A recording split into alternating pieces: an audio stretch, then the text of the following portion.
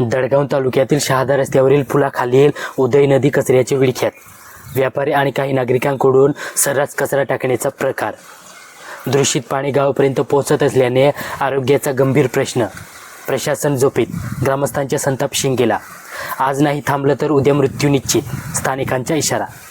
नमस्कार, मी अजय पावरा. आपण पाहत आहात आदिवासी कॉर्नर न्यूज चॅनल.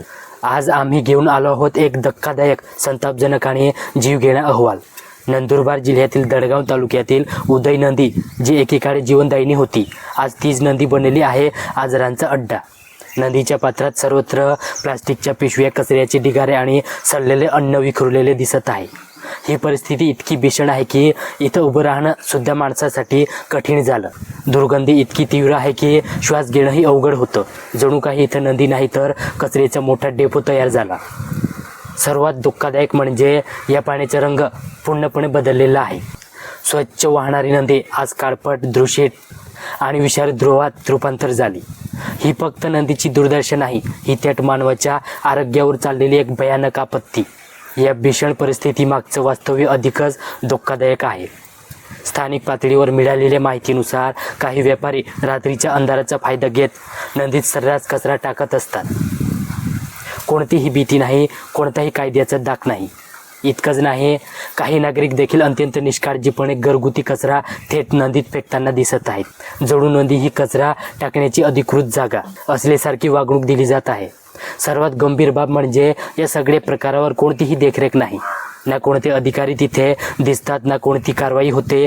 नियम आहेत, कायदे आहेत, पण अंमलबजावणीच नसेल तर हा बेफिक्रीपणा थांबणार तरी कसा? या दूषित पाण्यामुळे आता गंभीर आरोग्य संकट उभं राहतं. गावामध्ये त्वचा रोगाच्या तक्रारी झपाट्याने वाढत आहेत. हातपायावर खाज, पुरळ आणि त्वचेचे संसर्ग मोठ्या प्रमाणात दिसून येत आहे. हेच दूषित पाणी खालील गावामध्ये वापरलं जातं. कोणी अंघोळीसाठी, कोणी शेतीसाठी आणि काही ठिकाणी पिण्यासाठी सुद्धा. म्हणजेच लोक निकळत विष पित आहेत. हा प्रकार केवळ निष्काळजीपणा नाही तर थेट नागरिकांच्या जीवाशी चाललेला एक धोकादायक खेळ आहे. स्थानिक नागरिक काय म्हणतात ते पहा. आम्हाला दुसरा कोणताही पर्याय नाही, हेच दूषित पाणी वापरावं लागतं, पण यामुळे आम्ही आजारी पडतोय.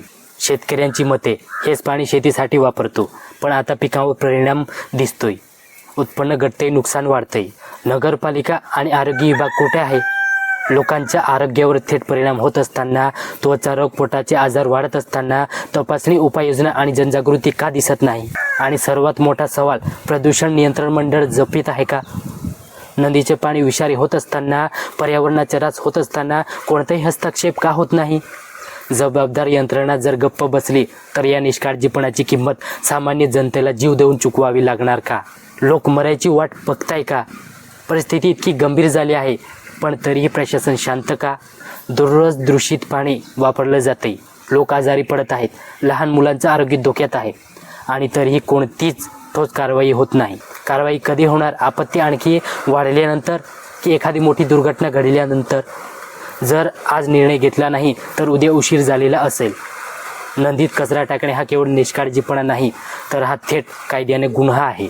पर्यावरण संरक्षणाशी संबंधित नियमानुसार नदी, नाले किंवा कोणत्याही जलस्रोतामध्ये कचरा टाकणे म्हणजे पर्यावरण संरक्षण कायद्याचा सरळ भंग होतो. यामुळे केवळ निसर्गाचं नुकसान होत नाही, तर सार्वजनिक आरोग्यही गंभीर धोक्यात येतं.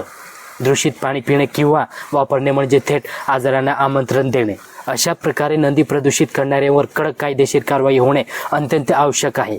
दोषींना दंड आणि शिक्षा दोन्ही होऊ शकतात. कायदे फक्त कागदावर न राहता त्यांची अंमलबजावणी झाली तरच अशा प्रकारांना आळा बसू शकतो. ही समस्या गंभीर असली तरी योग्य नियोजन आणि तातडीच्या कारवाईने ती थांबवता येऊ शकते. सर्वप्रथम नदी परिसरात कचरा टाकणाऱ्यावर तात्काळ बंदी घालून कडक दंडाची अंमलबजावणी करणे आवश्यक आहे. कचरा टाकणाऱ्यांवर लक्ष ठेवण्यासाठी महत्त्वाच्या ठिकाणी CCTV कॅमेरे बसवणे गरजेचे आहे. प्रशासनाने नियमित स्वच्छता मोहीम राबवून नदीचे पात्र स्वच्छ ठेवण्याची जबाबदारी घ्यावी. नागरिकांमध्ये जागरूकता निर्माण करण्यासाठी जनजागृती अभियान राबवणे अत्यंत आवश्यक आहे.